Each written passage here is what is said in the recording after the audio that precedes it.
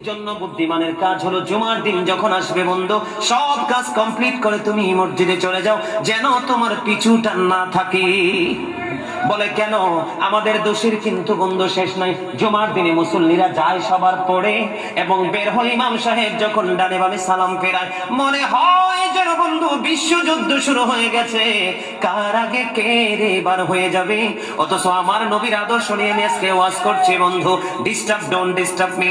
তোমরা আমি বললে আওয়াজ দিবে, নয়তো চুপ করে আলোচনা শুনবে, কারণ আজকের সময় অত্যন্ত গুরুত্বপূর্ণ। কারণ আমি যদি 5 মিনিট সময় পাই, একটা হাদিস শোনাতে পারবো। হয়তো বা এই একটা হাদিসে আপনাদের কারো না কারো হৃদয়ে ছুঁয়ে যেতে পারে, আর এটাই আপনার জীবনের জন্য, হেদায়েতের জন্য যথেষ্ট হতে পারে। বন্ধু, মুসল্লিরা যায় সবার পরে, বের হয়ে আসে সবার আগে, এটা মুসলমানের কখনো চরিত্র হতে পারে না। তাকওয়া সম্পূর্ণ ব্যক্তির আদর্শ কখনো হতে পারে না। হাদিস শরীফ খুলে দেখি বন্ধু, আমার নবী বলেছেন, রে আমার উম্মত, জুমার দিন সাইয়্যিদুল আইয়াম, সব দিনের চাইতে শ্রেষ্ঠ। ঈদুল ফিতর, ঈদুল আজহার দিনের চাইতেও দামি।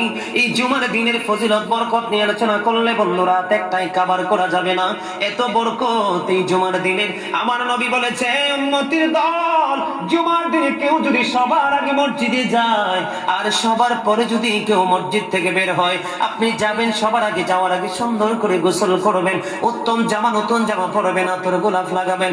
আপনি রাস্তা দিয়ে হেঁটে গেলে মানুষ যেন বলতে পারে যে মসজিদের মুসল্লি হেঁটে যায়। আর চারপাশ বন্ধু সুঘ্রাণে মুখরিত হয়ে যাবে। এমন ভাবে সবার আগে বন্ধু মসজিদে যাবেন, যাইয়া মসজিদে ঢুকার সময় ডান পাওটা দিয়ে মসজিদে ঢুকবেন, ঢুকে গিয়ে নামাজের শুরুতে বসে যাবেন। বসে যখন আপনি আল্লাহর ইবাদত করতে করতে করতে করতে সব মুসল্লি বন্ধু বের হয়ে যাচ্ছে, আপনারা তাড়াহুড়া করার দরকার নেই।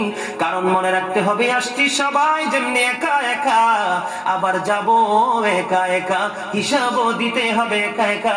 পৃথিবীর সব মানুষ পর হয়ে গেল আমার কোনো সমস্যা নেই, আমার আল্লাহ এবং নবী আমার আপন হলে আই এম ভেরি সাকসেস। আমার নবী বলেছেন, বন্ধুরে, 14 গ্রামের মানুষ বিরক্ত হয় না, আমাকে বন্ধু কেউ শত্রু মনে করো না, আমি তোমাদেরকে জাস্ট উপদেশ দিচ্ছি, মানা না মানা তোমাদের ব্যাপার। হেদায়েতের হাত কিন্তু আল্লাহর কুদরতি হাত, আমার কাছে কিছু নেই, আমি শুধু উপদেশ দিব, ইনস্ট্রাকশন দেব বন্ধু।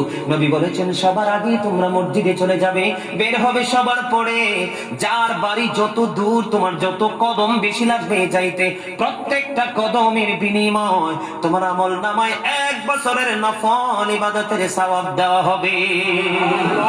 বন্ধু, হৃদয় খুলে শোনো, যারা মসজিদে যাওয়ার অভ্যস্ত আছে, বেশি বেশি করে মসজিদে যাও, গাড়িতে চড়ে, অটোতে করে, রিক্সাতে করে যাও না।